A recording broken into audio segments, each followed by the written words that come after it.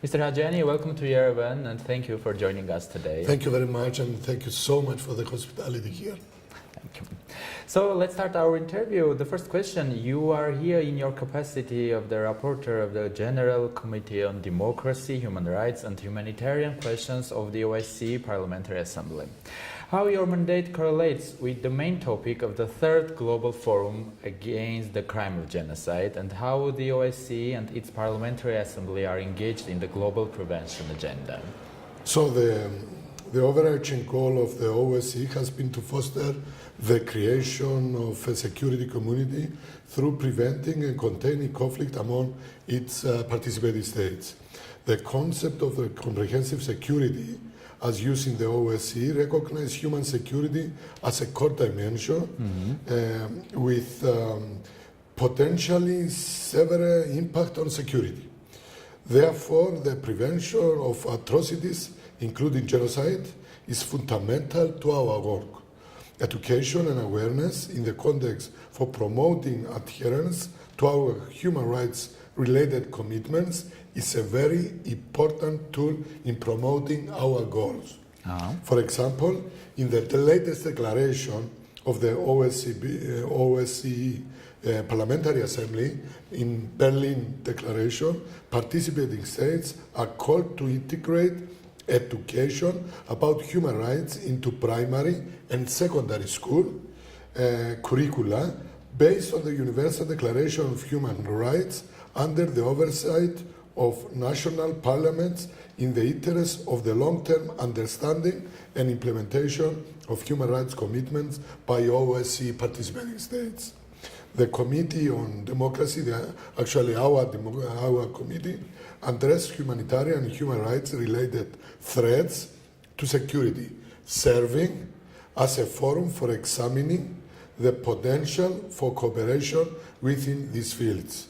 Therefore, it is through our common efforts to address human rights concerns at their roots as provided for in the Helsinki Final Act where our efforts are focusing. Thank you. Mr. Hadjiyianni, genocide prevention efforts should go hand in hand with the activities aimed at protection of religious, national and ethnic minorities. We have witnessed the genocide committed against the Yazidis in Middle East, which the Armenian National Assembly acknowledged and condemned.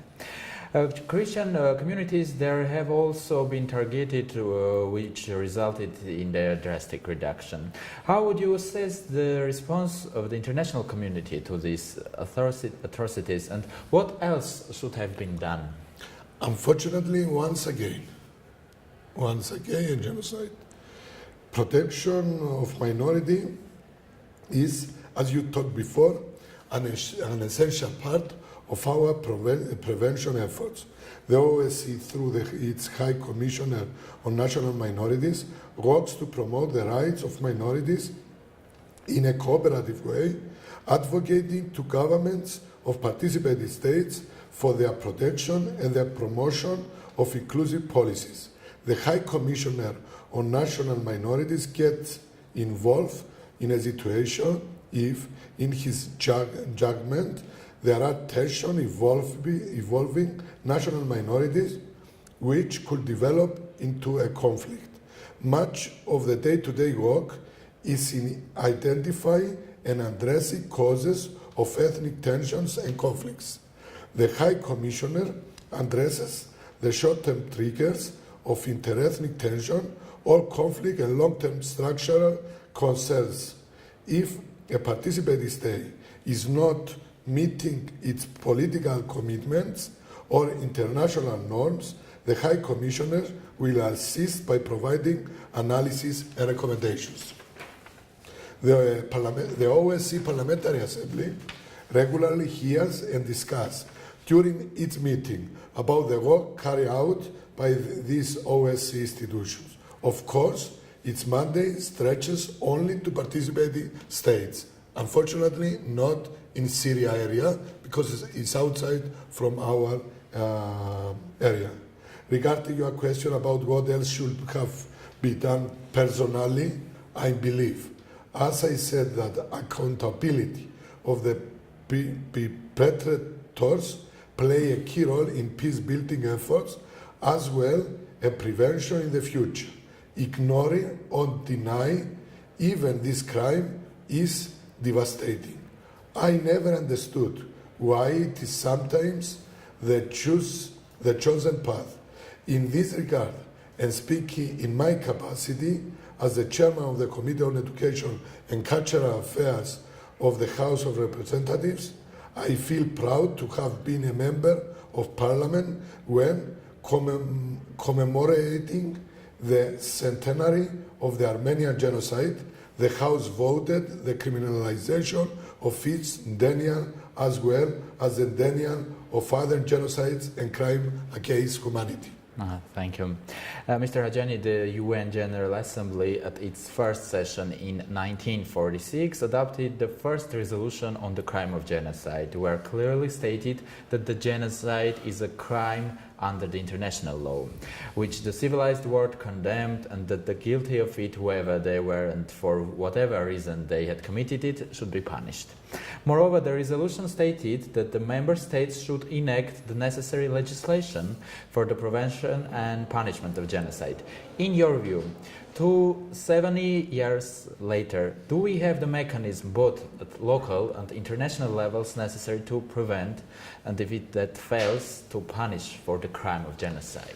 So, since states have the primary responsibility to protect their populations from genocide and atrocity crimes, they also have the obligation under international conventional and customary law to make sure that those responsible for acts of genocide, crimes against humanity, or war crimes be held to account, and that victims have a right to an effective remedy. Therefore, I believe that the mechanism do exist. The UN Security Council can decide to take action in case a genocide seems imminent, while the International Criminal Court or an ad hoc international tribunal will be competent in investigating and prosecuting the perpetrators, as we have seen in some cases. Unfortunately, what is usually missing is political resolve. However, I do believe that slowly but steadily the international community is endorsing the necessity of bringing perpetrators to justice. And my last question, the General Committee on Democracy, Human Rights and Humanitarian Questions works also on strengthening the civil society in the OSCE member states. Could you please elaborate a little bit how can the strong civil society help to promote the genocide prevention agenda? So, a strong civil society is a robust supporter of policies that promote tolerance, non-discrimination, cooperation, both at the national as well as the international level. Furthermore, an aware civil society would be able to demand that states act when it seems that violence is exacerbating and there is a threat for the commitment of a genocide. And where genocide has been committed, the civil society could demand that perpetrators are held to account. Thank you very much. I wish you good luck in your activities and hope to see you in Armenia again and again. Thank you so much and congratulations for the event here in Yerevan.